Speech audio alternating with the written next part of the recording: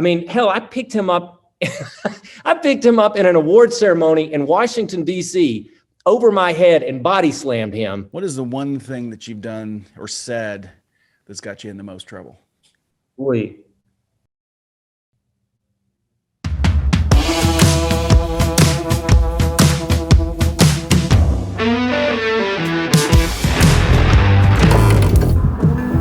Hey, Sancho's Anthony. I've got a very special guest with me today. I've personally known this guy for probably 2 decades. I've watched him dance. I've watched him compete, perform. I've personally taken coachings from him multiple times. He's a professional dancer, coach, competitor, and dance studio owner based out of Atlanta, Georgia. He's a 7-time UCWDC World Country Dance Champion, a Rising Star Rhythm Dance Champion, an Open Rhythm Champion, and a Showdance Champion. He's also been one of the most recognizable personalities in both country dance and in ballroom dancing for over 20 years. Those of you who know him probably know what kind of trouble we're getting ready to get into right now, but I'm really, really honored to be able to sit down and talk dance with Rex Jones. Rex, welcome to X Dance. Hey, Anthony.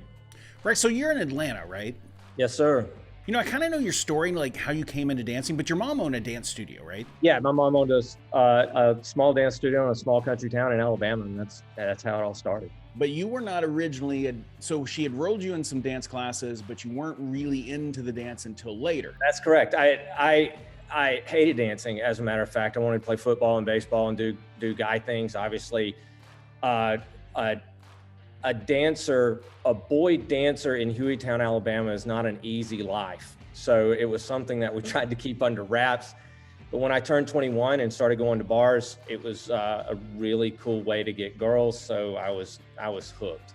So you started country dancing like at bars, so at the honky tonks. Yeah. Growing up in a dance studio, and then at some point you made a decision, hey, I want to take this more seriously, and so you would start entering country dance competitions. Did you learn to country dance in the studio or in the bars? I learned to country dance in bars. Okay. I mean, I lived there. It was so much fun.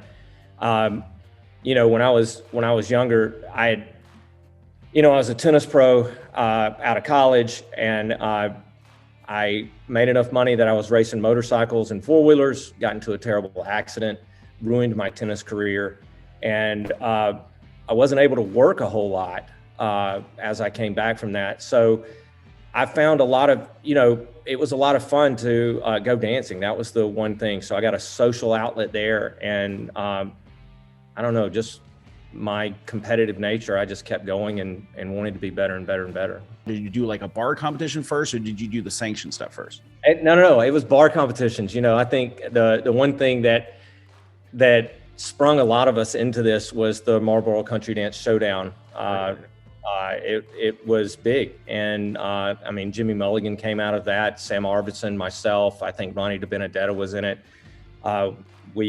We all came out of that scene, and that kind of introduced us more to country dance competition. But there was, good money. Some competitions gave away trucks, some, so it was a cool thing. Yeah. I think Lene Jacob, her and Mike won Ford F-150s one year. Oh my God. Yeah. So any of you guys are running one of these bar competitions, you guys need to listen to this, because you guys are giving away buckles and these guys gave away trucks. Yeah, that's for sure. So you did that, and then at some point you transitioned from the Marlboro thing and into the UCWDC, right? Yeah. That was a crazy transition. I mean, back then I think there were only 4 dances offered. So you didn't have to learn a million dances. It was easy to get involved with, a little hard to understand the rules and the way things went. But, after you dig in, you kind of figure it out. So yeah, that was 95, 96, somewhere along in there. What were the 4 dances then? We did polka, waltz, 2-step, and swing. Okay. So it was that East Coast or West Coast, or just called well, it was the East Coast swing. Back then, I mean, I enjoy West Coast swing, but I thought it was dumb back then, so I didn't want any part of it. I thought East Coast swing was the greatest thing ever, but you change. Now, but you've won multiple world championships, 7 of them was what I read, which is amazing. But with how many different partners? Anthony, I was very good at dancing. I was terrible at relationships. 9 or 10 partners that I had along the way. Okay. You know, and it was, I mean, it was fun. I will have to say, you know, there were a couple, there were people that I danced with that I hated in the beginning. Like I did not, I was like, I have no other option, so I'm going to dance with this person, and wound up loving them. Like one person, and I think she would agree, we didn't necessarily like one another, was Debbie Figueroa. Like when I danced with her, you know, Debbie's a strong personality just like I am. And she mentioned it to me in St. Louis at a competition that we should dance together. And I told her, I was like, there's no way we'd kill each other. But we wound up dancing together and really, really enjoyed it. She's somebody that I love very much, and that I got a great kick out of it. And then, you know, I had partners like Kristen Ham was a great partner, and I really enjoyed my time with her. She was an incredibly talented girl with a great work ethic. And I mean, you know, all the way up to, you had mentioned Rachel before, and we had a lot of fun doing that at that point. And you know, each thing has its way of unraveling and going on. And you know, I hope that those guys enjoyed it as much as I did. But I had a lot of different partners, and there were things that I enjoyed about all of them. I watched you dance with all of those people you mentioned. I mean, they were different. The partnership was different, but there was always something you could count on. There was energy, and there was something about each one of those partnerships that we could watch and not be, it didn't matter how many people on the floor. You wanted to watch Rex and, you know, Rachel or Kristen or whatever. There was just such a, and that's one of those things, you know, I know as soon as this video posts, there's going to be people that have been around that know who Rex Jones is. They're going to click on this video because they're going to wonder what Rex is going to say. That it's going to fly off the rails at any moment. That's still possible. What I've gotten from you and the times that I've coached from you is that doing things well, clean and accomplished is always going to be complicated and like rolling a dice and almost. Well, I mean, I'd say judges don't give you points for things attempted. They give you points for things accomplished. You know, I always want something exciting in my piece. Anytime that you're building choreography, you have to kind of stack it in the way that you rope them in quickly. So you want that big energy burst that you talked about in the beginning. Excite people in whatever you're doing, kind of take them down just a little bit. And it's kind of like riding a roller coaster, but you want to be consistent through whatever you have. And then, you know, the more difficult parts, practice them enough to where they're no risk to it. So if it is going to be complicated or athletic, it needs to be easy to watch. I'll say that, because anytime you watch somebody struggle through something, or it looks like it might fall apart, even if they come through with it, it's not enjoyable. So, you know, as a coach or as a dancer, that's really kind of my philosophy in any way that I approach any dance. I think, you know, I've coached with a lot of people, and that was one of the things that when I worked for you, a conversation we had many years ago that's kind of stuck with me and kind of helped me. And like, if I'm doing choreography for somebody, or even for myself, or just like a studio performance or something, one thing that you had said at one point, and I can't remember the exact phrasing, but it was kind of like you went to the floor, you grabbed their attention and you grabbed it hard, you pull them in, put all the stuff on the floor, and then you get to a certain point, and now it's like, you know what, just don't mess up. Well, I mean, that's the big thing. You're right. I'm probably, in anything that I'm doing, not going hard after a minute. After a minute, it's kind of like Alabama football. We want to get out into a lead, and then we just want to strangle them out in the fourth quarter. But that's it. You know, we want to end that dance competition early. Do you think about it? If you're judging, if you were standing from a judge standpoint, your first question when you're looking out on the floor is, who wants to win the dance competition? I'm not interested in picking sixth. I'm interested in picking first. And so I want that guy to jump out and grab me quick. I'm probably going to pick my top three on the floor within the first 5-10 seconds. And then I'm going to start picking through that. And I think that's what happens to a lot of people when they're dancing. They're not, if you're going to be a competitive dancer, compete. I ask people all the time, do you want to be an artist or you want to win dance competitions? It's a, it's a no-brainer to me. So, you want to jump out, you want to give them something to gnaw on. And then if they come back and compare you at the end, you want consistency at the end. So you don't want to get super creative and, screw yourself out of a placement. So you mentioned within the first 5-10 seconds, I mean, how much of the way people, just their appearance, the way they dress, the way they put themselves together, the way they walk onto the floor before the music even starts playing. I mean, how much do you think that plays into, someone's judgment or placement of a competitor? It's everything.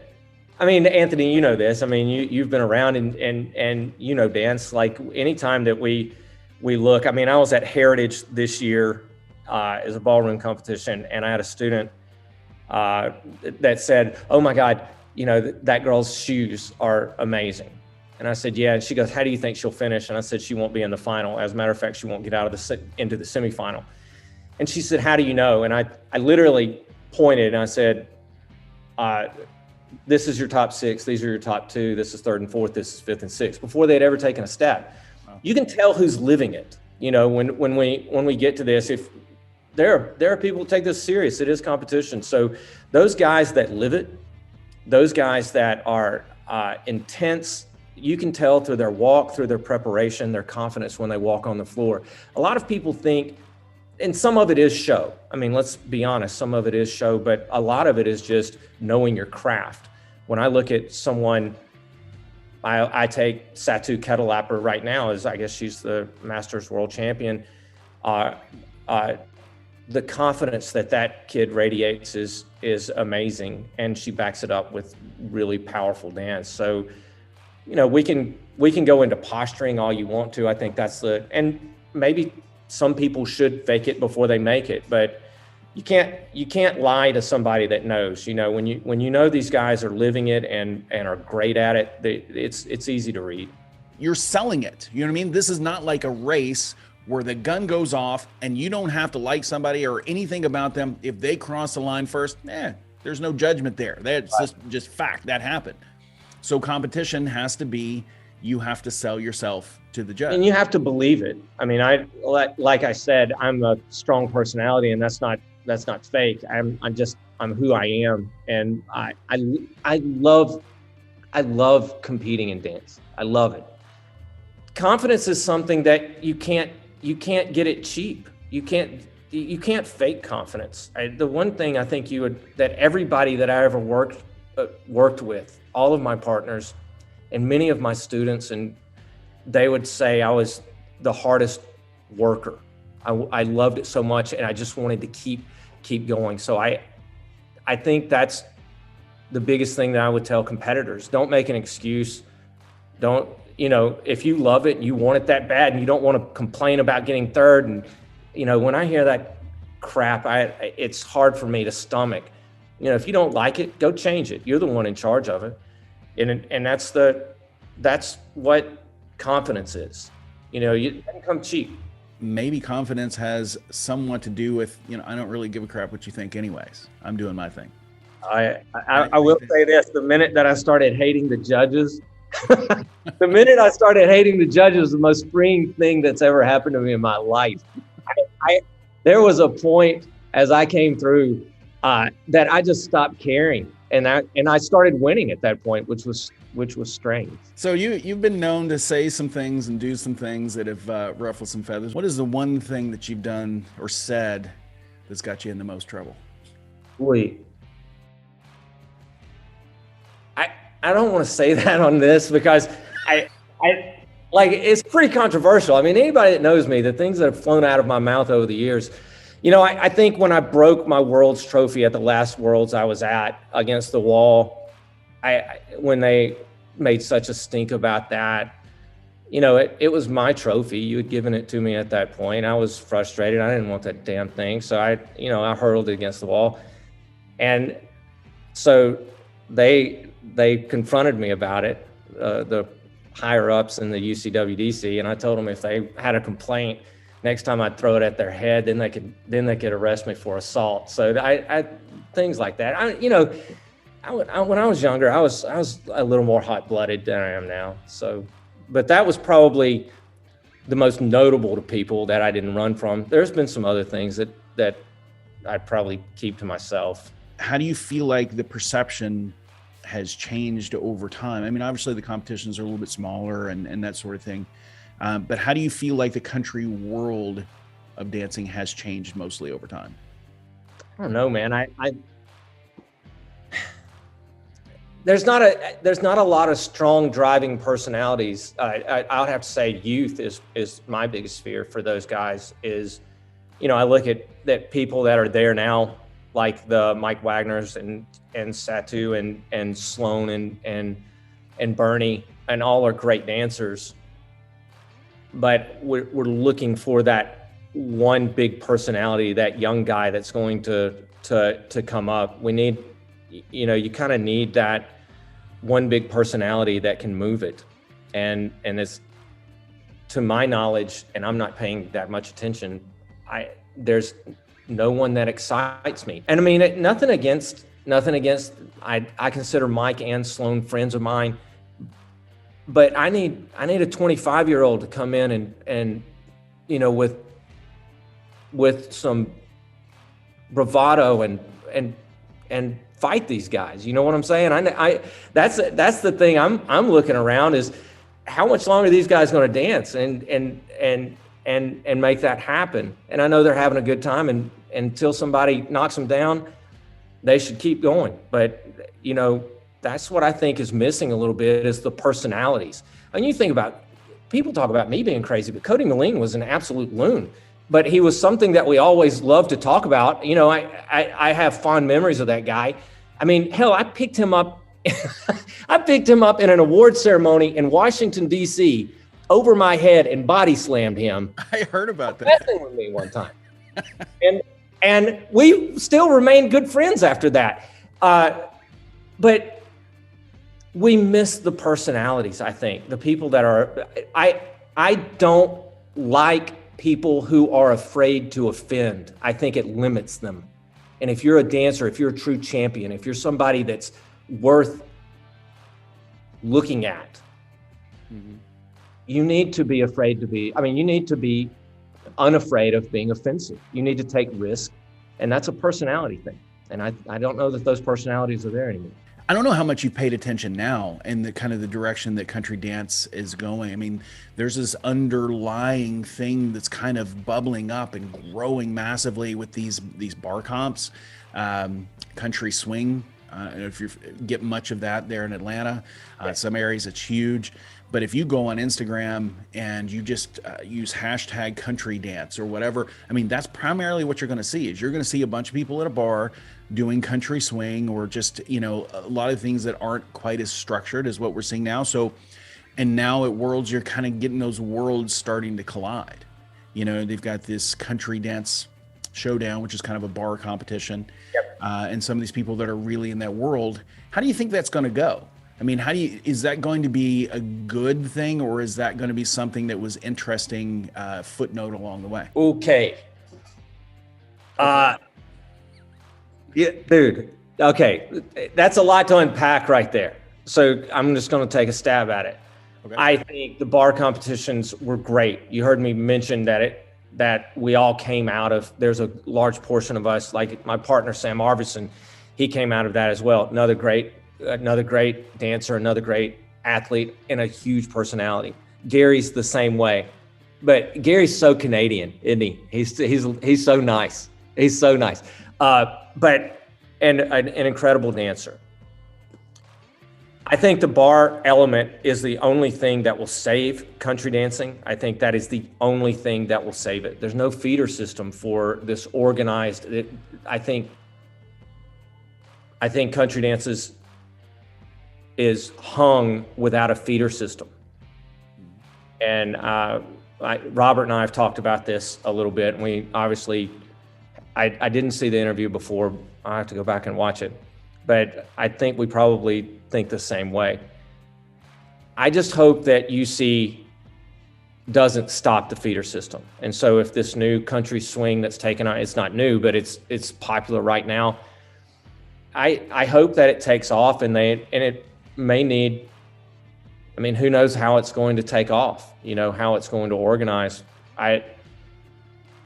But it's going to have to transfer out of the bar, or it's going to have to go back into the bar.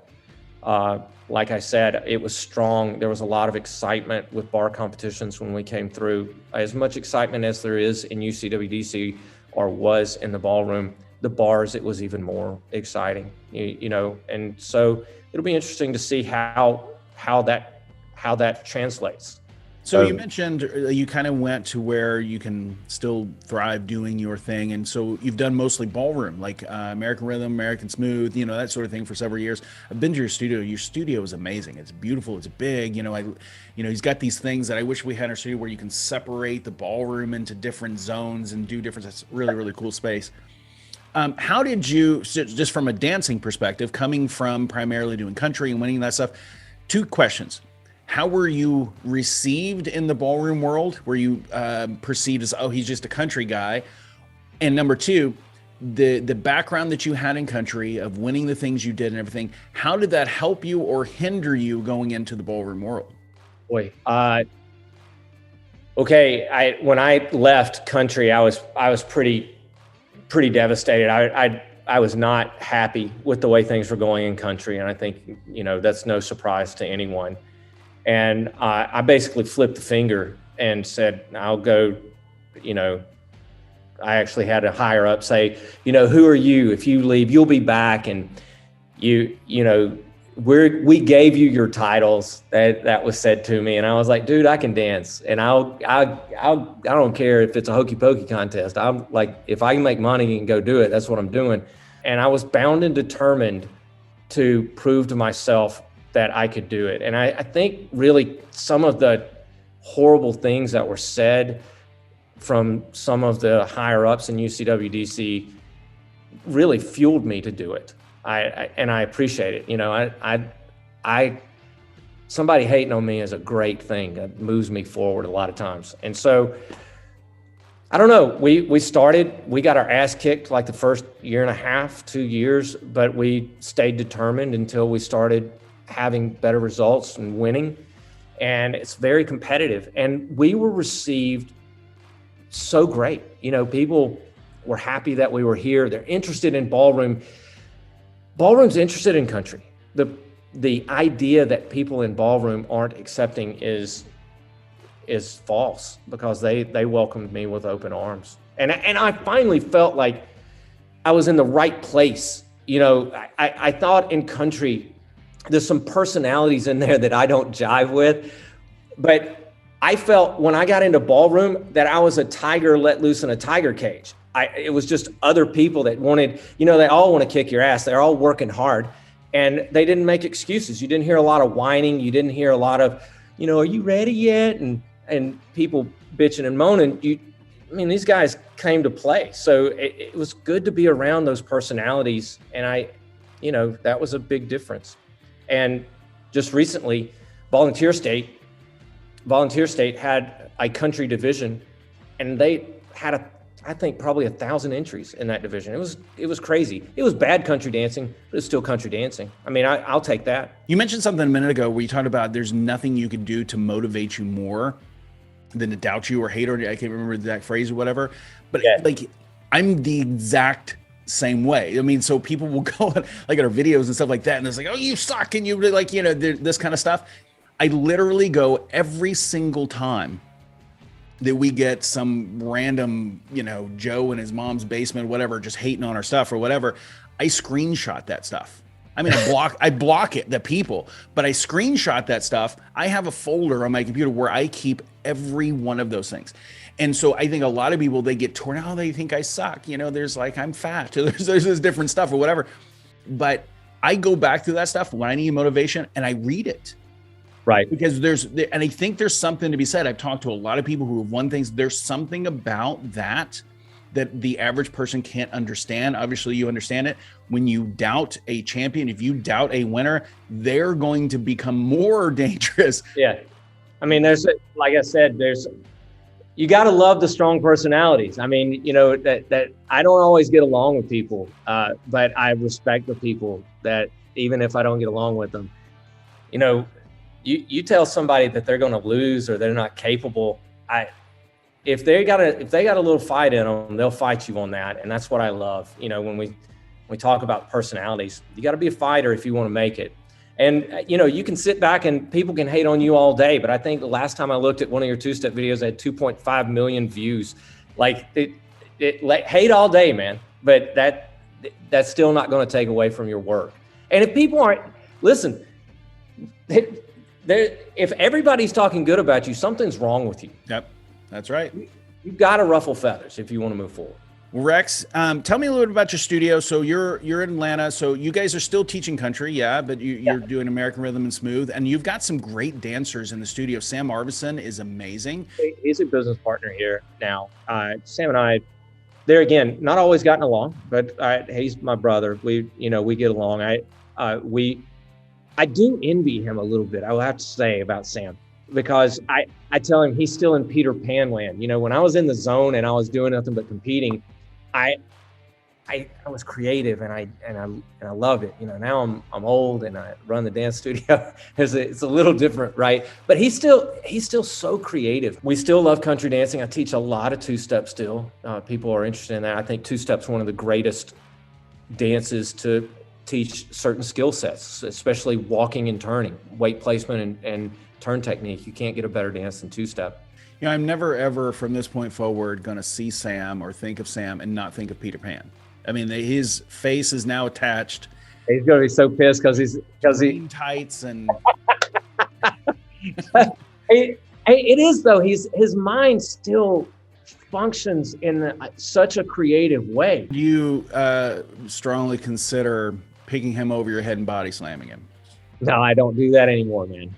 You've grown past those days. I will say Cody deserved it though. Like, I'll never back down from that. So you're doing ballroom, you're doing all this other stuff now. And so we talked about, I mean, you're just like a regular guy, just like the rest of us. I mean, so outside of dancing, what does Rex have going on in life? I'm going to be a dad, which is frightening. But yeah, at 50 years old, I'm lucky enough. I've got a son on the way. It's supposed to be here April 4th. Super excited for that. My wife, Catherine, is amazing. She still dances pro-am with me. Actually, she just won a national title at the DeVita National Championships, pregnant. So she's a beast. But yeah, still dancing. But the kid's on the way. So, you know, we're excited. Going to have a little dancer coming. I'm having a little bit of trouble picturing Rex as dad. I got to tell you, I'm so excited about it. I can't tell you how excited I am, but I'm afraid because I'm dealing with a small me, and as wild as I was as a kid, and as strong-willed as I was, I know the fights that I've got in front of me. And, I got such a sweet wife, but she's pretty strong-willed too. So if this kid comes out with the blend of our personalities, you're in trouble. Oh my God, he could be a super villain. I mean, this kid, if we don't steer him in the right direction, the world's in trouble. So yeah, we got a baby boy on the way. I thank God that it probably waited to this long. But I'm ready to be a dad, super excited for it. I remember first time I was like, oh my God, like I'm having a baby, like I'm going to have to like be an adult now. Yeah, for sure. That was, that's the idea. But like I said, I'm ready for that. And I think I am so thankful that I get the opportunity to be a dad. So that is so amazing. I'm so excited for you. Congratulations. I did not know that. And guys, you've heard it here first. Yeah, man. Daddy Rex. All right, last thing, and then I'll let you go. I know you're busy and you've got probably a full day of teaching today. So you guys are dealing with, you're handling students all day long. You're teaching lessons. You probably have a lot of new beginners coming in. If you could give someone who wants to get involved in dancing, maybe they've watched it, maybe they're interested, maybe they've got a friend who does dance, but they don't know where to get started. What is the number one piece of advice that you would give a brand new dancer wanting to get involved? that would help them along the way to get from where they are to where they want to go the quickest? Just enjoy it. Be bad.